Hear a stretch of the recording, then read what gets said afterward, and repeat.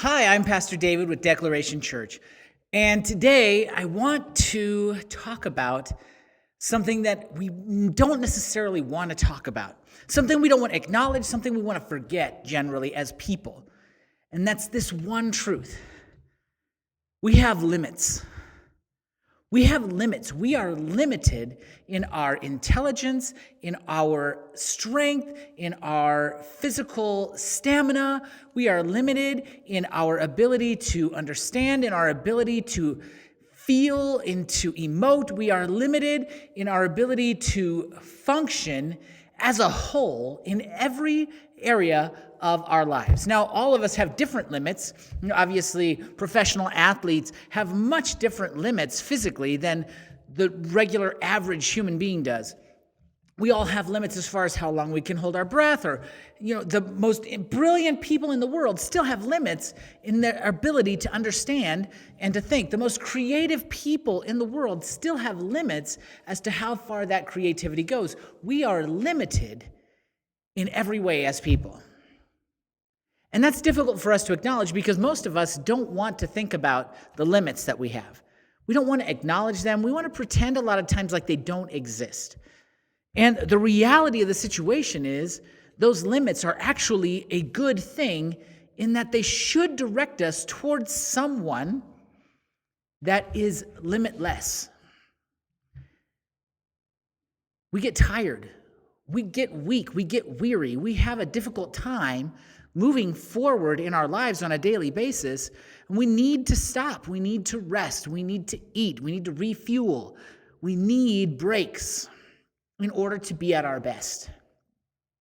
And as I was reading through Psalm 3, I noticed something that God does for us that we oftentimes, I think, just ignore or just completely miss. We are completely oblivious to this one truth. And I found it here, and I found it encouraging for me. As the last year, and a little bit more, I guess now, or maybe just a little less than a year, depending on, when the whole COVID thing really started to affect everybody's life. Verse 5, Psalm 3, David writes, "I lay down and slept. I woke again, for Yahweh sustained me." Yahweh sustained me. The Lord sustained me.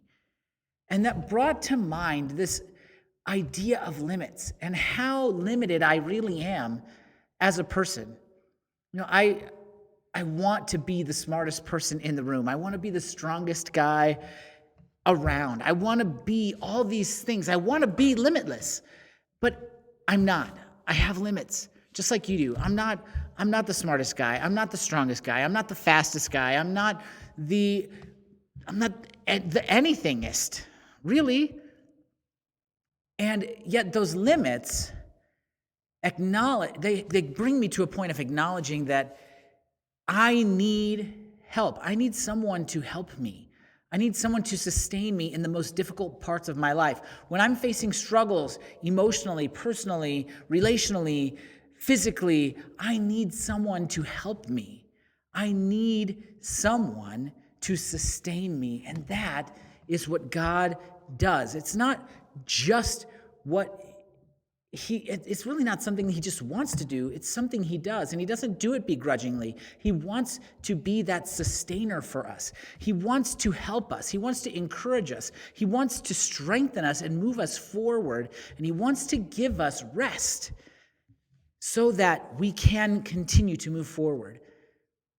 I think of Elijah and how he went out into the desert and traveled trying to escape this horrible situation and this idea of certain death if he stayed back in his home, in his hometown, and he's trying to escape the rulers of Israel who are trying to kill him. And he gets to a place where he collapses, basically. He's physically exhausted. And he sleeps. And then God wakes him by an angel and provides food and sustenance and lets him rest again, and then provides more food and sustenance and helps him travel to a point where he can meet God and have that time away, that sustained, quiet time, that peace that he needs with God. And that's where he is recharged and recommissioned for a new task. And sometimes you and I need that too. And God wants to be that for us. So if you need sustaining, if you need help, if you need peace and strength, and you need rest today, know that God offers that to you in Jesus. If you have a relationship with Jesus, that's available to you right now. And if not, then it's available to you by just surrendering your life to him and letting him come in and be that peace for you. He wants to be that for you. And I hope whether you've come to him before or not, that today, if you need that sustaining, if you need that peace, if you need that strengthening, that you'll come to him and he will provide it.